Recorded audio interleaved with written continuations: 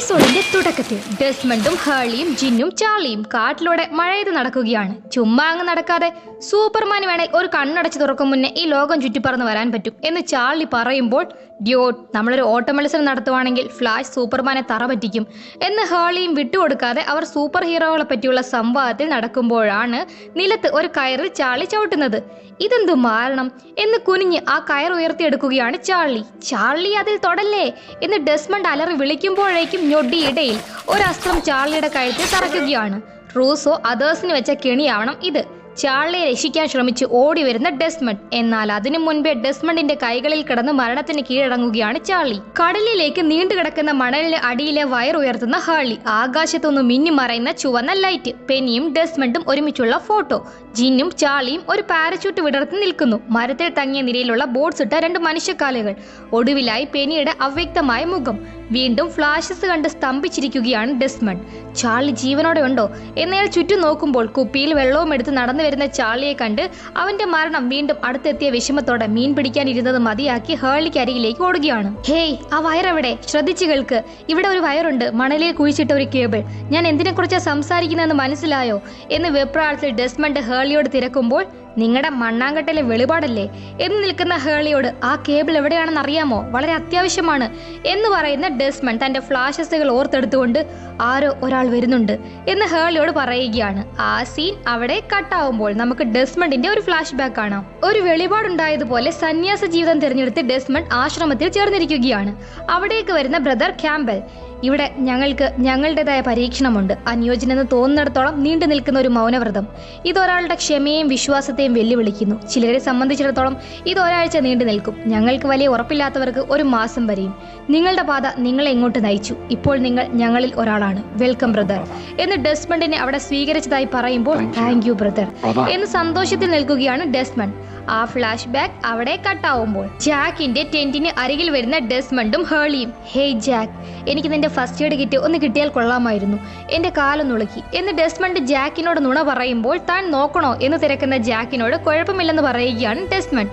അങ്ങനെ ഡെസ്മണ്ടിന് first aid kit എടുത്ത് നൽകുന്ന ജാക്ക് മ്ലാനമായ മുഖത്തോടെ എന്തോ ആലോചിച്ച് നിൽക്കുന്ന ഹേളിയെ കണ്ട്, എന്തെങ്കിലും പ്രശ്നമുണ്ടോ ഹേളി എന്ന് തിരക്കുമ്പോൾ, ഇല്ല, ഞാൻ ഡെസ്മണ്ടിനെ ചുമ്മാ കൂട്ടുവന്നതായിരുന്നു, കാരണം ഞങ്ങൾ കൂട്ടുകാരായി പോയല്ലോ എന്ന് ഹേളി പറയുമ്പോൾ, ആവശ്യം കഴിഞ്ഞാൽ ഫസ്റ്റ് എയ്ഡ് കിറ്റ് എനിക്ക് തിരികെ തന്നേക്കണം എന്ന് ഡെസ്മണ്ടിനെ ഓർമ്മിപ്പിക്കുകയാണ് ജാക്ക്. അവിടുന്ന് പോകുന്ന വഴിയിൽ, നിനക്ക് എന്താ പറ്റിയത്, ചുമ്മാ അവനെ സംശയം തോന്നിപ്പിക്കാനായിട്ട് എന്ന് ഹേളിയെ വഴക്ക് പറയുകയാണ് ഡെസ്മണ്ട്. അത് കേട്ട്, ഇത് ക്ലെയർ മുങ്ങിച്ചാകാൻ പോയ കാര്യം മുൻകൂട്ടി അറിഞ്ഞ പോലെയാണല്ലേ. ആർക്കും അപകടം ഉണ്ടാകാൻ പോകുന്നത് കൊണ്ടാണോ ഫസ്റ്റ് എയ്ഡ് കിറ്റ് വാങ്ങി വെച്ചത്? എനിക്കാണോ എന്ന് ഡെസ്മണ്ടിനോട് സംശയം ചോദിച്ച് നിൽക്കുകയാണ് ഹേളി. നിനക്കല്ല, ഇതൊരു മുൻകരുതൽ മാത്രമാണ് എന്ന് ഡെസ്മണ്ട് പറയുമ്പോൾ, നോക്ക് ഡ്യൂഡ്, ഞാൻ നിനക്ക് കേബിളുകൾ കാണിച്ചു തരണമെങ്കിൽ എന്നോട് കാര്യങ്ങൾ വിശദമാക്കണം എന്ന് നിൽക്കുകയാണ് ഹേളി. അതോടെ ഞാൻ സംഭവിക്കാൻ പോകുന്ന കാര്യങ്ങളുടെ ഒരു പരമ്പര തന്നെ കണ്ടു. അതൊരു ജിക്സോ പസിൽ പോലെയായിരുന്നു. എനിക്ക് വേണ്ട ചിത്രം മാത്രം ആ ബോക്സിൽ ഇല്ലായിരുന്നു. അതുകൊണ്ട് കഷ്ണങ്ങൾ കൃത്യമായി എങ്ങനെ യോജിപ്പിക്കണമെന്ന് എനിക്കറിയില്ല.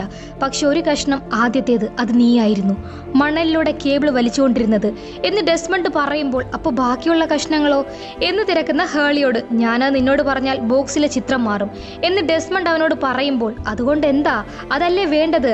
അപ്പോൾ നടക്കാൻ പോകുന്ന കാര്യം തടയാനല്ല നിന്റെ ശ്രമം, അത് നടന്നു കാണാനാണ് നീ ആഗ്രഹിക്കുന്നത് എന്ന് ഡെസ്മണ്ടിന്റെ സംസാരം കേട്ട് ചോദിക്കുകയാണ് ഹേളി.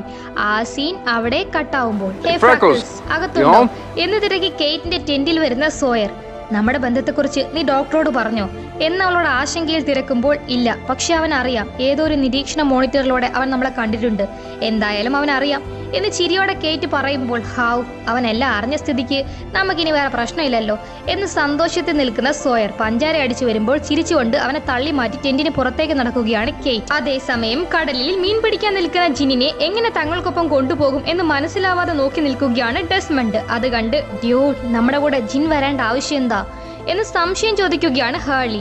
ബീച്ചിൽ ഞാൻ ആ കേബിൾ കണ്ടെത്തിയ സമയത്ത് അന്ന് അവന് നമ്മുടെ കൂടെ ഉണ്ടായിരുന്നു എന്ന് തന്റെ ഫ്ലാഷുകൾ ഓർത്തെടുത്ത് പറയുന്ന ഡെസ്മണ്ടിനോട്, അപ്പോൾ അവൻ വന്നില്ലെങ്കിൽ നിങ്ങൾ എന്നോട് പറഞ്ഞിട്ടില്ലാത്ത ആ ആരോ ഒരാളും വരില്ലേ എന്ന് തിരക്കുന്ന ഹേളി, ജിന്നിനെ ഒപ്പം കൊണ്ടുവരാൻ തനിക്ക് അറിയാമെന്ന് ജിന്നിന് അരികിലേക്ക് നടക്കുകയാണ്. ശേഷം ക്യാമ്പിംഗ്, മാനം നോക്കി കിടന്ന് ബീച്ചിലൊരു ക്യാമ്പ് ഫയർ ഒക്കെ സെറ്റ് ചെയ്ത് മാർഷ്മാലോ എല്ലാം കഴിച്ച് എന്ന് പറഞ്ഞൊപ്പിക്കുമ്പോൾ ക്യാമ്പിങ്ങിന് സമ്മതിക്കുകയാണ് ജിൻ.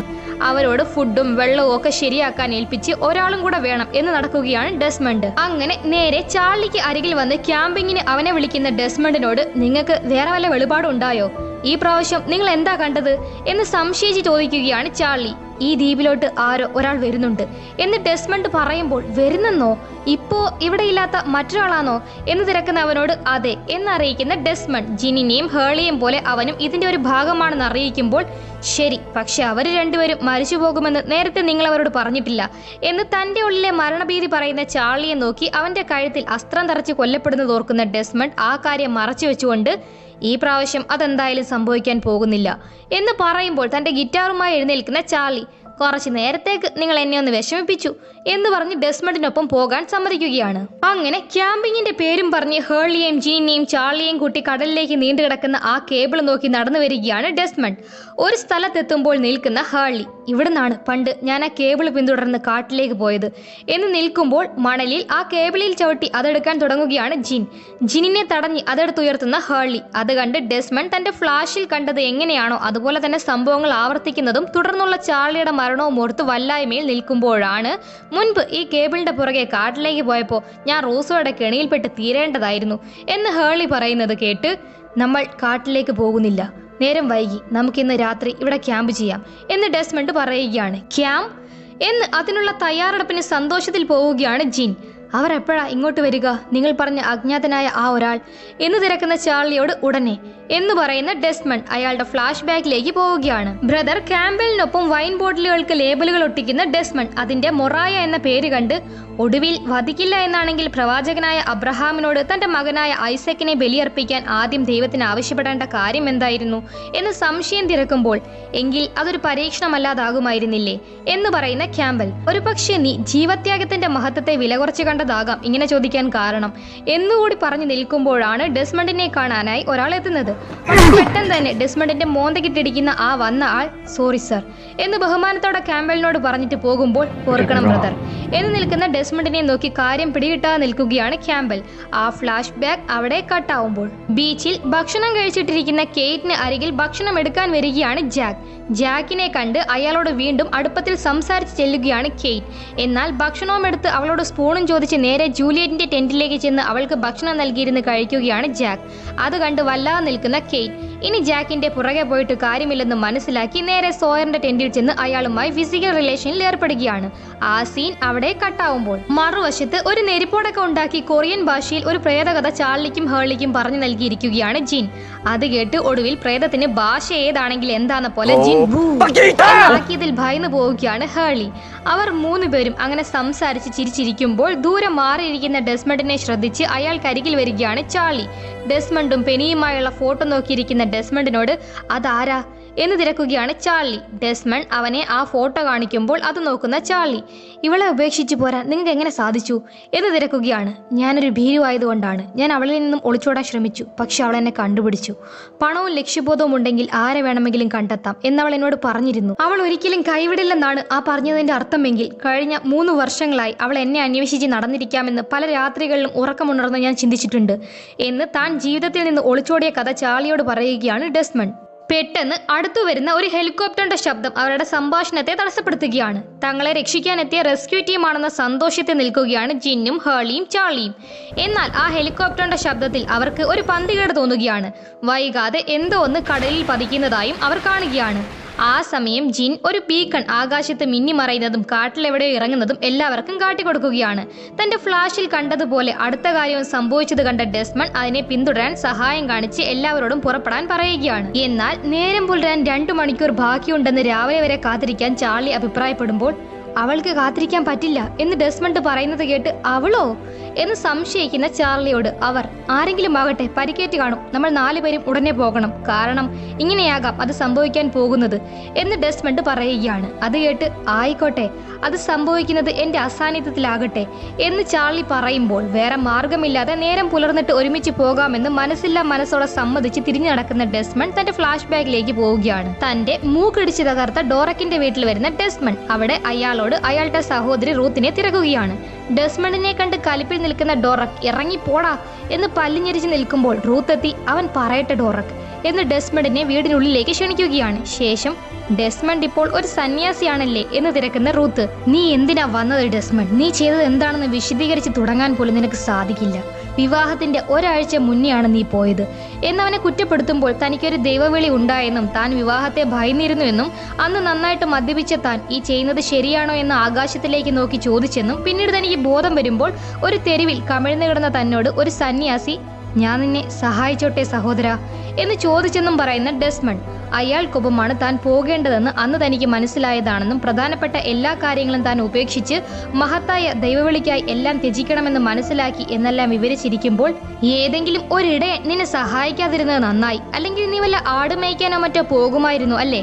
അടുത്ത തവണ ആരെങ്കിലും നീ ഉപേക്ഷിക്കുന്ന സമയത്ത് മഠത്തിലൊന്നും ചേരേണ്ട ഡെസ്, നീ ഒരു പേടിത്തൊണ്ടനാണെന്ന് ആ പെണ്ണിനോടങ്ങ് പറഞ്ഞാൽ മതി എന്ന് പുച്ഛിച്ച് വിടുകയാണ് റൂത്ത്.